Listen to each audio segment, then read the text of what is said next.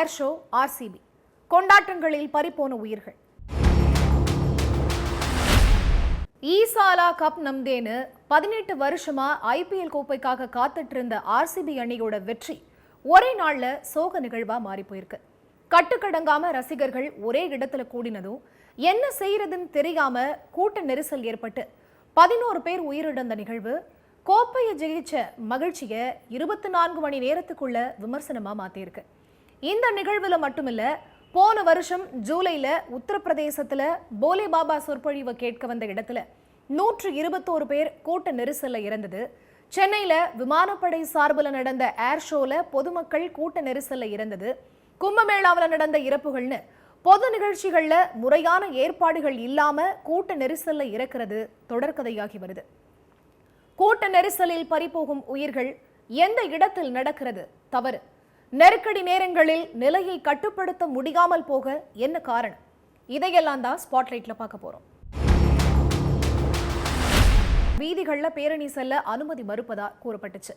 ஆனா அதுக்கப்புறமா சில நிபந்தனைகளோட விதிகளை பின்பற்றி செல்வாங்கன்னு சொல்லப்பட்டுச்சு. ஆனா விதான் சௌதால இருந்து சின்னசாமி ஸ்டேடியம் வரைக்கும் செல்ல இருந்த வெற்றி பேரணி ரசிகர்கள் கூட்டம் அதிகமானதுனால நடக்கல. அதுக்கு பதிலா மைதானத்துக்குள்ள நிகழ்ச்சி நடக்க ஆரம்பிச்சிருச்சு. மைதானத்துக்குள்ளேயும் விதான் சௌதாவை சுத்தியும் இருந்த ரசிகர்கள் கூட்ட நெரிசல்ல சிக்கினாங்க. இதுல 11 பேர் உயிரிழந்ததா சொல்லப்படுது. இந்த விஷயம் உள்ள நிகழ்ச்சியில இருந்தவங்களுக்கு தெரியாது. தெரிய வந்ததும் நிகழ்ச்சி உடனடியா முடிக்கப்பட்டிருக்கு. இதை பத்தி பேசின கர்நாடக துணை முதலமைச்சர் டி.கே. சிவகுமார், இது ஒரு சோகமான நிகழ்வு, இவ்வளவு கூட்டம் வரும்னு எதிர்பார்க்கல, இந்த சோக நிகழ்வுக்கு மன்னிப்பு கேட்கிறதா சொல்லியிருக்காரு. விராட் கோலி மற்றும் ஆர்சிபி நிர்வாகமும் இந்த சோக நிகழ்வுக்கு வருத்தம் தெரிவிச்சிருக்காங்க. இதுக்கு கர்நாடக அரசு உயிரிழந்த குடும்பங்களுக்கு 10 லட்சம் ரூபாய் நிவாரணமும் அறிவிச்சிருக்கு. கர்நாடகாவில் நடந்தது ஒரு மிக சோகமான நிகழ்வு.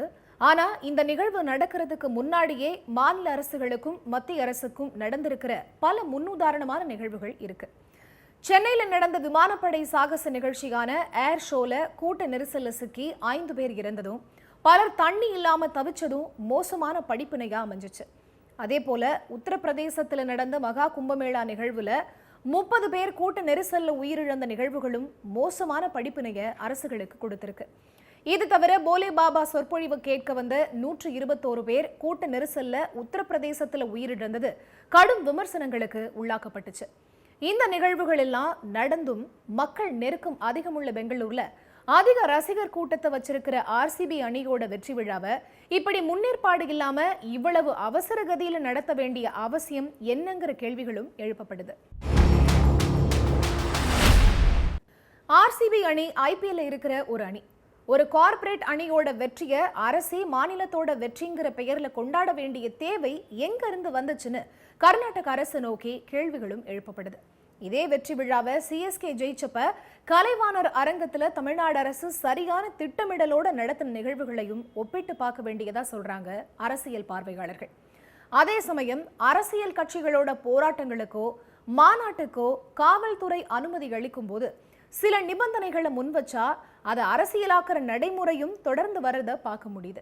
அதுக்கேற்ற மாதிரி நிகழ்ச்சியை நடத்துற அமைப்புகளும் கட்சிகளும் சரியான எண்ணிக்கையை சொல்லி அனுமதி வாங்குறது இல்ல, எண்ணிக்கையை குறைவா சொல்லி அனுமதி வாங்கிட்டு அதுக்கு ஏத்த ஏற்பாடுகளை மட்டுமே செய்யறாங்க.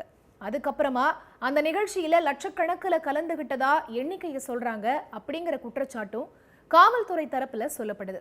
நிகழ்ச்சி, மாநாடு, பொதுக்கூட்டம் நடத்துற அமைப்புகள் கட்சிகள் முறையான எண்ணிக்கையில அனுமதி பெற்றும் முறையான பாதுகாப்பு ஏற்பாடுகளோட மட்டுமே இனி நிகழ்ச்சிகள் நடத்தப்படணுங்கிறதும் சொந்த ஆதாயங்களுக்காக மனித உயிர்கள் பறிபோறது கண்டிக்கத்தக்கதுங்கிறதும் தான் இந்த உயிரிழப்புகள் நமக்கு சொல்ற படிப்பினையா இருக்கு.